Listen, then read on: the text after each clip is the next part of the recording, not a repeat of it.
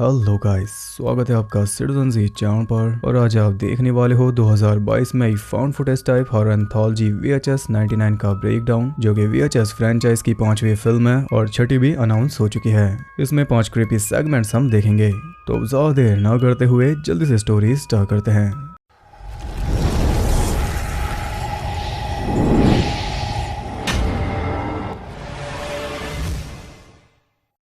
पहली स्टोरी का नाम है श्रेडिंग। ये कहानी है एक टीन बैंड रैक की, जिसके मेंबर हैं रेचल, एक इंडियन ओरिजिन वाला लड़का अंकुर, क्रिस और कैलेब। इन सब के नाम से बना है रैक।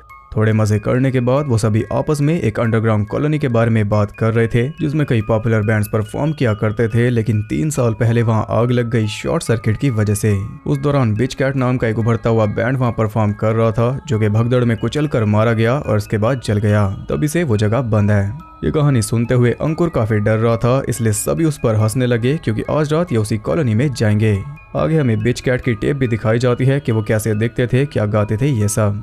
अब शाम को निकलने से पहले अंकुर ने अपने घर से एक पाउडर ले लिया जो काम आएगा भूतों से बचने में, इसलिए सभी फिर से उस पर हंसने लगे।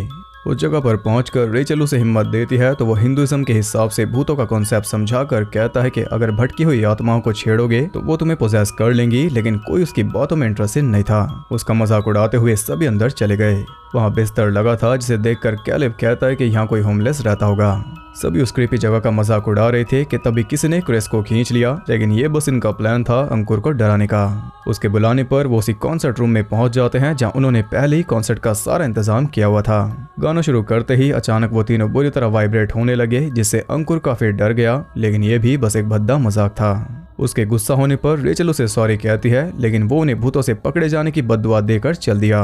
हालांकि इससे उन्हें कोई फर्क नहीं पड़ता। वो तीनों कुछ डॉल्स को बुरी तरह चीर कर खेलने लगे कि तभी अचानक कैलेब को किसी ने हवा में खींच लिया और नीचे गिरे सिर्फ उसके चीथड़े। अब ये तो प्रैंक हो नहीं सकता। ये देखकर क्रिस भाग निकला, तभी किसी ने कैमरा उठा लिया, जिसे देखकर रेचल काफी डर गई क्योंकि वो मेंबर थी बिच कैट बैंड की। जी हाँ, वो चारों वहीं पर मौजूद थी क्योंकि इन्हें मुक्ति नहीं मिली। अब ये कुछ ज़ॉम्बीफाइड भूत हैं। उन्होंने इनका स्टेज यूज किया, इसलिए अब ये उन्हें नहीं छोड़ेंगे। उन्होंने क्रिस को पकड़कर बुरी तरह उधेड़ दिया। इसके बाद वो पहुंच गए अंकुर तक, जो उन पर पाउडर डालकर थोड़ा डैमेज कर देता है, लेकिन इतना काफी नहीं था, या वो भी मारा गया। रेचल पूरी ताकत से भाग रही थी, लेकिन दरवाजा बंद होने की वजह से वो भी पकड़ी गई, इसलिए उसके भी टुकड़े हो गए। इसके बाद उन सब के टुकड़े जोड़कर बिच कैट ने उन्हें पोजेस कर लिया और अब वो परफॉर्म कर रहे हैं अपना अधूरा सॉन्ग। इसी के साथ ये स्टोरी एंड हो गई। सेकंड स्टोरी का नाम है सुसाइड बेड।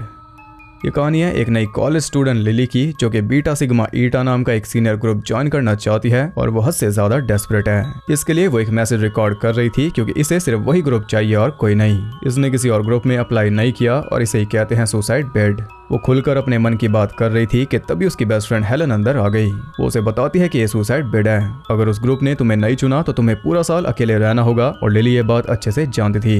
हेलन को वो ग्रुप पसंद नहीं, लेकिन इससे लिली को कोई फर्क नहीं पड़ता क्योंकि इसका प्लान है हेलन को छोड़कर उन्हें ज्वाइन करना। उसका मैसेज पसंद आने पर अगली रात वो ग्रुप उसे अपने साथ ले आया कब्रिस्तान में, क्योंकि आज इसका टेस्ट होगा। इस ग्रुप में है एनी, इमोजिन, लूसी और हैना। वो उसे गिल्टिन के लेजेंड के बारे में बताते हैं, जो 20 साल पहले इसी ग्रुप को ज्वाइन करना चाहती थी, बिल्कुल लिली की तरह। इसके लिए उस टाइम के सीनियर्स ने उसे एक रात कॉफिन में बिताने का चैलेंज दिया था, लेकिन वो एक हफ्ते तक उसे निकालना भूल गए। जब वो वापस गए तो गिल्टिन कॉफिन में थी नहीं। तब से ही ये लेजेंड है कि वो रेंग कर नीचे की दुनिया में चली गई, यानी कि नर्क में। वो उसे डरा रहे थे ये कहकर कि कभी कभी वो वापस आकर कॉफिन्स पर नॉक करती है, क्योंकि उसे कोई चाहिए जिसे वो अपने साथ नीचे ले जा सके। उसे अपना खुद का एक ग्रुप बनाना है, क्योंकि जीते जी तो बना नहीं। ये कहानी सुनकर लिली काफी एक्साइटमेंट दिखा रही थी, जो कि उसी वक्त दूर हो गई क्योंकि अब इसे भी एक रात कॉफिन में बितानी होगी। सुबह आकर ये इसे निकालेंगे। अगर ये इसने कर दिया तो ग्रुप में इसकी जगह पक्की। उन्होंने उसे ड्रिंक कराकर अपने ग्रुप की टी शर्ट दे दी, जिससे खुश होकर वो बेवकूफों की तरह उनके साथ चल दी। कॉफिन पूरी तरह रेडी था। वहाँ एक बेल भी लगी थी, जिसे बजाने पर ये इसे बाहर निकाल लेंगे, लेकिन तब ये ग्रुप ज्वाइन नहीं कर पाएगी। उन्होंने उसे एक कैमरा के साथ एक बॉक्स भी दे दिया, जिसे ये डर लगने पर खोल सकती है। बाकी कैमरा इसे रिकॉर्ड करेगा। उनके मुताबिक गिल्टिन इसका कॉफिन नॉक करेगी तो इसे रिएक्ट नहीं करना, वरना इसका काम तमाम हो जाएगा। साथ ही ये पैनिक भी नहीं कर सकती क्योंकि बॉक्स में सिर्फ एक ही रात की ऑक्सीजन है। उसके अंदर जाते ही वो गड्ढा भरने लगे, जिससे लिली का गला सूखता जा रहा था, लेकिन ये कुछ भी नहीं कर सकती क्योंकि ये खुद ही अंदर आई है। पूरी तरह कवर होने पर वो खुद को शांत करने की कोशिश कर रही थी कि सब कुछ ठीक हो जाएगा, लेकिन उसका दिल नहीं मान रहा। काफी ट्राई करने के बाद भी शांति ना मिलने पर वो बेल बजाने वाली थी, लेकिन वो रुक गई कि तभी अचानक कॉफिन नॉक होता है, जिससे उसके प्राण सूख गए। उसे लगा कि गिल्टेन आ गई, लेकिन एक काम था उन चारों का उसे डराने के लिए। डर के मारे उसने बॉक्स खोल दिया तो उसमें काफी सारी मकड़ियां थी, जिनमें से कुछ को उसने कुचल दिया और अब तो इससे नहीं होने वाला। वो बेल बजा देती है, लेकिन तभी बारिश आ गई, इसलिए वो चारों खुशी से नाच रही थी और इसी बीच वहां आ जाती है एक पुलिस वैन। पकड़े जाने पर ये एक्सपायर्ड हो जाएंगी, इसलिए चारों लिली को वहीं पर छोड़कर भाग गई और पुलिस वाला भी कब्र देखकर चला गया, जबकि लिली अंदर चिल्ला रही थी। तेज बारिश की वजह से कॉफिन में पानी भरने लगा, इसलिए लिली का पैनिक भी बढ़ रहा था कि तभी फिर से दरवाजा नॉक हुआ। वो हेल्प मांगती है, लेकिन इस बार वो किया था गिल्टी ने। वो कॉफिन तोड़कर अंदर घुस रही थी, लेकिन अचानक वो रुक गई, इसलिए लिली ने राहत की सांस ली कि शायद ये इसका वहम होगा, लेकिन तभी उसने फिर एक बार हमला बोल दिया और इस बार लिली का काम हो गया। अगली सुबह वो चारों वहां आते हैं तो गड्ढा पूरी तरह पानी से भरा हुआ था, यानी अब काफी देर हो चुकी। एनी के डुबकी लगाने पर लिली कॉफिन में नहीं थी, इसलिए हैना को एक गिल्टिन का काम लग रहा था, लेकिन एनी के मुताबिक ये बस एक कहानी है। उन्होंने इस बात को भूलने का डिसाइड कर लिया, लेकिन ये कोई बॉलीवुड मूवी नहीं कि थिएटर से बाहर आते ही भूल जाओ। क्राइम इनका सीरियस है, इसलिए सजा भी सीरियस होगी। इस रात आंख खुलने पर वो सभी कॉफिन में बंद थी। उन सब का सेम लिली वाला हाल था कि तभी लिली एनी के कॉफिन में घुस आई उसे लेने, और इस बार लिली का हाल अलग है। उसकी हालत भी कुछ खास अच्छी नहीं थी। इसने गिल्टिन से डील कर ली कि ये उसे सिस्टर्स ला कर देगी ताकि वो अपना ग्रुप बना सके। बस ये कहते ही वो खुद भी वहां आ गई उन्हें लेने, और अब सारी बहनें मिलजुल कर रहेंगी धरती के नीचे। इसी के साथ ये स्टोरी एंड हो गई। थर्ड स्टोरी का नाम है ऑजिस डंजन। हम देखते हैं एक आदमी को जो कि ऑजिस डंजन नाम के गेम शो का होस्ट है, और इस शो में कई बच्चे शामिल थे क्योंकि विनर की एक विश पूरी करेगा ऑजी। ये होस्ट है स्टीवन ऑक, यानी कि GTA 5 का ट्रेवर। सभी राउंड्स को पार करते हुए टिमी और डोना फाइनल्स में पहुंच गए, जिससे डोना की फैमिली काफी खुश थी, खासकर उसकी मॉम डेबरा, क्योंकि अगर डोना जीती तो वो विश करेगी कि मेरी फैमिली को इस गरीबी से निकाल दो। होस्ट ने उन्हें समझा दिया कि गेम जीतने के लिए तुम्हें टाइम रहते इंटेस्टाइन जैसे टनल से निकलकर एक दूसरे से पहले रेड फ्लैग ढूंढना होगा। गेम शुरू होने पर डोना टिमी से काफी आगे निकल चुकी थी, इसलिए उसे रोकने के चक्कर में टिमी ने उसका पैर ही तोड़ डाला, जिसे देखकर दर्शकों को उल्टी हो गई। अब ये पूरी तरह टिमी की गलती नहीं थी, लेकिन होस्ट की गलती जरूर है, क्योंकि वो गेम को नहीं रोक रहा। उसे दर्द से चिल्लाते देखकर उसकी मॉम गेम रोकने का ट्राई करती है, लेकिन उसकी फैमिली ने उसे पकड़ लिया, यानी गेम नहीं रुकने वाली। इंजरी की वजह से भी गेम नहीं रोकी गई, और अब सालों बाद ये क्लिप बार बार दिखाई जा रही है उसी होस्ट को, क्योंकि डोना की फैमिली ने उसे कैद कर लिया है बदला लेने के लिए। डोना के डैड मार्कस ने उस गेम सेट की काफी अच्छी कॉपी बनाई थी, इतनी कि होस्ट ने भी उसे पहचान लिया। मॉम उसे डोना का पैर दिखाती है जो कि बिल्कुल सड़ चुका था, जिससे मॉम काफी गुस्सा थी, क्योंकि डोना का मूवी स्टार बनने का सपना खत्म हो गया। होस्ट उसे कहता है कि तुमने एग्रीमेंट साइन किया था, लेकिन इससे मॉम को कोई फर्क नहीं पड़ता। उसके मुताबिक गेम फिक्स था, इसलिए वो उसके चेहरे पर एसिड डालने वाली थी। तब होस्ट कहता है कि गेम फिक्स नहीं था, हम हर बच्चे की विश पूरी नहीं कर सकते। उसकी इस बात से मॉम काफी गुस्सा हो गई थी, इसलिए अब बचने के लिए इसे भी गेम खेलना होगा। अपने बेटे ब्रैंडन से उसे इंजर्ड करवा कर मॉम पहले चैलेंज के तौर पर सड़ा हुआ मीट डोना से उसकी तरफ फिकवाती है, जिसे वो कैच नहीं कर पाया, इसलिए उसने जबरदस्ती उसके मुंह में ठूस कर उसे उल्टी करवा दी। अगले चैलेंज में इसे बिल्कुल डोना की तरह 1 मिनट में टनल से बाहर निकलना होगा, लेकिन इस बार टनल में असली गंदगी भरी है, और अगर ये पूरा नहीं कर पाया तो इसे मिलेगा एसिड। उसकी हालत के हिसाब से 1 मिनट काफी कम था, लेकिन फिर भी जान बचाने के लिए दर्द को सहते हुए 1 मिनट से पहले ही वो बाहर निकल आया, बिल्कुल वैसे ही जैसे निकली थी डोना। लेकिन जब डोना को उसका रिवॉर्ड नहीं मिला तो इसे भी नहीं मिलेगा, क्योंकि मॉम के मुताबिक वो 1 मिनट से लेट है। अब तो वो पक्का झुलसने वाला था, इसलिए वो कहता है कि मैं ऑजी से डोना को एक विश दिला दूंगा, और ये सुनकर मॉम रुक गई। वो उन्हें अपने असली सेट पर लाकर एक सीक्रेट गुफा से होते हुए उन्हें डंजन के अंदर ले आया, जहाँ पर एक प्रेग्नेंट औरत थी और बाकी सब उसकी पूजा कर रहे थे। डोना उसके कान में विश बोलती है, और विश मांगते ही उसका पेट फाड़ कर एक क्रिएचर बाहर निकला, और यही है ऑजी, एक भयानक सा मॉन्स्टर। उसने होस्ट और डोना की पूरी फैमिली के फेस बुरी तरह झुलसा दिए, और हम देख पाते हैं कि डोना हंस रही थी, यानी इसने खतरनाक विश मांगी क्योंकि अपनी फैमिली से भी परेशान थी, और इसी के साथ ये स्टोरी एंड हो गई। फोर्थ स्टोरी का नाम है दी गॉकर्स। ये कहानी है ब्रेडी की, जो अपने बड़े भाई डिलन के कैमरा से स्टॉप मोशन वीडियो रिकॉर्ड कर रहा था, और इसी के सोल्जर सेगमेंट्स मूवी के बीच में चलते हैं। खैर डिलन उससे कैमरा ले जाकर खुद को रिकॉर्ड करने लगा, बिल्कुल व्लॉगिंग टाइप। इसके बाद उसने अपने दोस्त कर्ट और मार्क के साथ मिलकर अपने तीसरे दोस्त बोनर को प्रैंक कर डाला। अगले दिन वो सब आपस में मजे कर रहे थे कि तभी स्केटिंग करते हुए बोनर गिर गया, जिसके बाद वो दिखा रहा था कि उसे कोई चोट नहीं लगी, और तभी उसका हाथ टूटकर लटक गया। उसे मरहम पट्टी करवा कर वो लोग कैमरा छुपा कर 2 लड़कियों के पास जाते हैं उन्हें रिकॉर्ड करने, लेकिन उन्हें पता चल जाता है, इसलिए इन्हें भागना पड़ा। वो छुप कर एक हॉट लड़की को रिकॉर्ड कर रहे थे जो किस्मत से रहने आई है उनके घर के सामने ही। इसका नाम है सैंड्रा। ब्रेडी भी उनके साथ हैंग आउट करना चाहता था, लेकिन डिलन ने उसे अंदर आने नहीं दिया क्योंकि इसके मुताबिक ये सब कूल है और वो अनकूल। वो चारों सैंड्रा को देखकर काफी एक्साइटेड थे कि तभी एक डिलीवरी वैन ने उनका विजन ब्लॉक कर दिया और उसका ड्राइवर भी लड़की पर लट्टू था। उसने डिलीवर किया एक मैक। रात को भी वो खिड़की से चिपके पड़े थे, लेकिन उनके कुछ ज्यादा देखने से पहले सैंड्रा ने कर्टस लगाकर उनके अरमानों पर पानी फेर दिया। यहाँ वो चारों काफी ज्यादा डेस्परेट हो चुके थे उसे देखने के लिए, जिसका जुगाड़ उन्हें अगली सुबह मिल गया।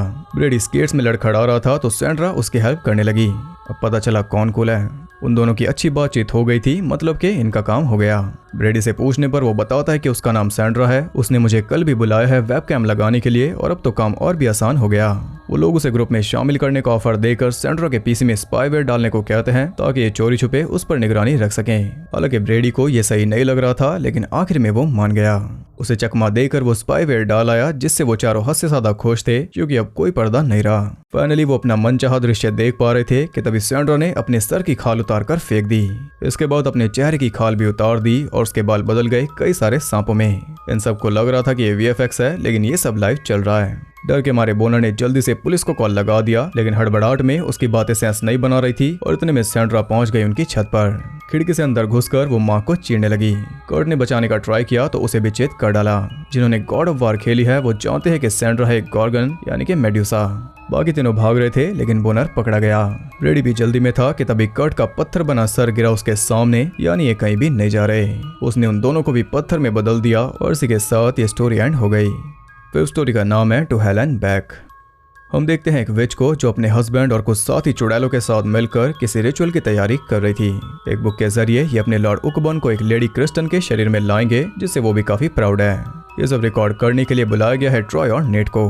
आज नए साल की रात है, इसलिए उकबॉन को बुलाना आसान होगा क्योंकि आज धरती और नर के बीच की दीवार एकदम थिन है। खैर रिचुअल शुरू होते ही उकबॉन तो नहीं आया, उल्टा फेर्गस नाम का एक डीमन आ गया। उसने बेड के नीचे से निकलकर ट्रॉय और नेट को खींच लिया और आंख खुलने पर वो पहुंच चुके थे एक अनजान जगह पर। उनके बगल में एक खून से सना ट्रैप पड़ा था, साथ ही एक हथियार भी जिसे नेट ने उठा लिया। वो हालात समझने की कोशिश कर रहे थे कि तभी एक औरत की चीख ने उन्हें बुरी तरह डरा दिया। वो देखते हैं कि एक डीमन वहीं दूर बैठा खाना खा रहा था, जिसे टोकते ही उसके पंख खुल गए और इतना काफी नहीं था कि भागते हुए अचानक एक फीमेल उनके सामने आ गई। इसलिए वो टॉर्च बंद करके छुप गए अंधेरे में कोई नेट का पैर चाट रहा था। तभी टॉर्च ऑन करने पर वहां किसी ह्यूमन की आंतें और 2 लाशें पड़ी थी, जिनसे उन्हें ऑलमोस्ट हार्ट अटैक आ जाता। तभी सामने वो देखते हैं एक और बड़े से डीमन को। अगर आप अब भी नहीं समझे तो बता दो कि आ चुके हैं नर्क में, और किसी भी फिल्म में नर्क को दिखाना काफी क्रिएटिव काम है जो इसमें काफी अच्छा चल रहा है। खैर वो फिर से छुप गए कि तभी एक लेडी उन्हें इशारा देकर बुला रही थी, लेकिन वो नहीं गए, इसलिए वो खुद ही आ गई उनकी फ्रेश आत्माओं की खुशबू से। उसका नाम था मेबल और ये एक ट्रैप्ड सोल है। ये एक्ट्रेस है मेलेनी स्टोन और ट्रॉय का रोल किया है जोसेफ विंटर ने, जो कि स्टेल के डायरेक्टर भी हैं। और जोसेफ की हाल ही में एक फिल्म आई है डेड स्ट्रीम, जो कि काफी सही हॉरर कॉमेडी है, लेकिन खास बात यह है कि मेलेनी और जोसेफ दोनों उसमें भी थे और मेलेनी की एक्टिंग काफी ज्यादा सही है। वो उनसे उनके पापों के बारे में पूछ रही थी क्योंकि यह नर्क है। तब वो कहते हैं कि हमने कुछ भी गलत नहीं किया। ये कहकर वो उसे बुक और रिचुअल के बारे में बता देते हैं और उकबॉन का नाम सुनते ही मेबल का खून खौल गया। ये उसे पसंद नहीं करती। तभी उन्हें काफी तेज चीख सुनाई दी, इसलिए वो छुप गए। वो फिगर आउट कर लेते हैं कि ये लोग किसी गड़बड़ी की वजह से यहाँ पर आ गए। इन्हें रिचुअल पूरा होने से पहले उकबॉन तक पहुँचना होगा ताकि उसके साथ ये भी वापस जा सके। मेबल उन्हें उकबॉन तक ले जाएगी, बदले में इन्हें उसका नाम लिखवाना होगा उस बुक में ताकि ये भी समन होकर धरती पर वापस जा सके। वो काफी स्पीड से भाग पड़ी, इसलिए उसका पीछा करने के चक्कर में ट्रॉय का हाथ एक ट्रैप पर पड़ जाता, लेकिन वो बच गया।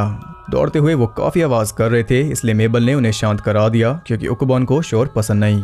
उस जगह के काफी करीब थे कि तभी दोनों फिर से पिछड़ गए और ट्रॉय का पैर एक ट्रैप में आने से बच गया, लेकिन हाथ नहीं बचा। वो दर्द से चिल्लाते हुए आगे बढ़ गया जहां मेबल लगी थी खाने के जुगाड़ में। ट्रॉय उसे सुना रहा था, जिससे वो काफी गुस्सा हो गई क्योंकि जस्ट बिकॉज ये थोड़ी कोऑपरेटिव है, इंसान इसे ऑर्डर नहीं दे सकते। इसके पास काबिलियत है एक ही झटके में इन्हें चीरने की। वो उन दोनों को ये बात समझा रही थी कि तभी फिर से उकबॉन की चीख सुनकर वो भाग गई, जिससे वो दोनों पैनिक कर गए क्योंकि उनके पास बचा है सिर्फ 1 मिनट। ऊपर से एक के बाद एक 2 डेडली डीमंस वहां पहुंच गए, इसलिए दोनों चिल्लाते हुए भाग रहे थे। तभी मेबल ने डीमंस को रोक दिया खाना फेंक कर। ट्रॉय के हाथ को फ्री करके वो उन्हें काफी कठिनाइयों का सामना कराते हुए फाइनली उकबॉन तक ले आई। गार्ड्स ने नेट को जकड़ लिया, इसलिए हिम्मत करके ट्रॉय उन पर हमला करके 3 गार्ड्स को ढेर कर देता है, लेकिन चौथा उस पर भारी पड़ रहा था। तब उसकी हेल्प की नेट ने। टाइम ऑलमोस्ट खत्म था, इसलिए वो मेबल को भी साथ चलने को कहते हैं, लेकिन एक गार्ड ने उसे जकड़ लिया, इसलिए वो दोनों अकेले ही घुस गए उकबान के पेट में। ट्रॉय तो सही सलामत वापस आ गया, लेकिन नेट की आत्मा ट्रांसफर हुई क्रिस्टन की बॉडी में, जिससे सभी हड़बड़ा गए। रिचुअल फेल होने से गुस्साई विचेस ने उन दोनों को ही मार डाला, पर जाते जाते भी ट्रॉय ने वादा निभा दिया अपने खून से मेबल का नाम बुक में लिखकर। इसी के साथ ये स्टोरी एंड हो गई। आगे हमें सुनाई देता है कि विचेस ने दोबारा रिचुअल स्टार्ट कर दिया और इस बार वो बुला रहे हैं मेबल को, यानी वो दोबारा धरती पर आएगी। और हो सकता है कि अगली VHS में हम इस टेल का सीक्वल देखें जिसमें मेबल आएगी धरती पर। इसी मूवी के साथ सीक्रेटली अगला पार्ट यानी कि VHS 85 back to back shoot कर लिया गया था और वो अगले साल आएगा। ये सारी कहानियां 1999 में बेस्ड हैं, इसलिए ये 99 है, और आने वाली सारी कहानियां बेस्ड होंगी 1985 में, इसलिए वो 85 है। पिछली थी 94। इसने शडर का स्ट्रीमिंग रिकॉर्ड तोड़ दिया, जो कि पिछले साल तोड़ा था इसके पिछले पार्ट VHS 94 ने, और लगता है कि अगले साल तोड़ेगी VHS 85। शडर की ये सबसे बेस्ट सीरीज है क्रिप्शो के साथ। अब ये फ्रेंचाइज ऐसी नहीं है कि आपको प्लीज करे। इन मूवीज का मोटिव है आपको ज्यादा से ज्यादा क्रीप आउट करना और आपको अनईजी फील कराना। यही वजह है कि ये स्टोरीज एकदम वियर्ड होती हैं, ज्यादा सेंस नहीं बनाती, और यही वजह है इस फ्रेंचाइज के पॉपुलर होने की, क्योंकि ये एक अलग लाइन पर है। इतना श्योर है कि नेक्स्ट पार्ट इससे ज्यादा प्रीमियम होगा, क्योंकि उसमें बड़े नाम शामिल हैं। इस फ्रेंचाइज के OG और अभी आए हेलरेजर रीबूट के director David Bruckner, Scott Derrickson जिनकी मूवीज हैं Doctor Strange, Sinister, the Black Phone, Mike P Nelson Wrong Turn के रीबूट के डायरेक्टर। तो बड़े नाम है, इसलिए काम भी बड़ा ही होगा, और जब भी वो आएगी ब्रेकडाउन आपको मिल जाएगा। तो आप बताइए आपको ये मूवी कैसी लगी। अगर आपको वीडियो पसंद आई तो उसे एक लाइक जरूर करना और कमेंट करके बताओ कि कौन सी टेल आपको सबसे बेस्ट लगी। मेरे हिसाब से तो हेल वाला सेगमेंट काफी क्रिएटिव था। ऐसी और इंटरेस्टिंग वीडियोस देखते रहने के लिए चैनल को सब्सक्राइब करके बेल नोटिफिकेशन कॉल पर सेट कर लो, ताकि नोटिफिकेशन आपको भूल ना जाए। और ज्यादा कनेक्टेड रहने के लिए आप मुझे इंस्टाग्राम पर फॉलो कर सकते हो, वहाँ आपको बहुत कुछ जानने के लिए मिल जाएगा, और साथ ही बाकी जगहों पर भी, जिनके लिंक्स आपको नीचे मिल जाएंगे। तो मैं मिलता हूँ आपसे अगली वीडियो में, तब तक के लिए सबको बाय।